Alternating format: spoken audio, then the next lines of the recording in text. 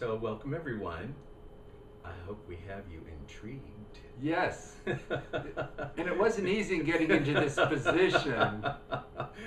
So, welcome to Flesh and Spirit and our events coming up between now and in January.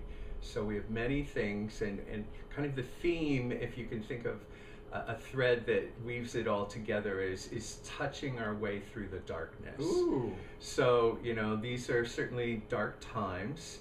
And I know that touch changes everything. So we are doing what? Massage events? Massage events, massage basic, massage exchange. Uh-huh. And we'll be doing our Reiki classes, our Reiki clinic. We'll be doing in our winter solstice. So on the darkest night, we will connect through touching skin and bodies and rituals around the earth and the sky and the wind and the air, all coming together. And then the big one will be in January, so stay tuned.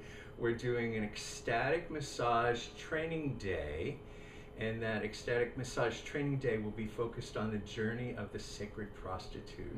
Sounds juicy, Yes, huh? yes. Yeah, so much to tell you about, but we just wanted to pique your interest. Is it peaked? Is it piqued? All right, namaste. Namaste.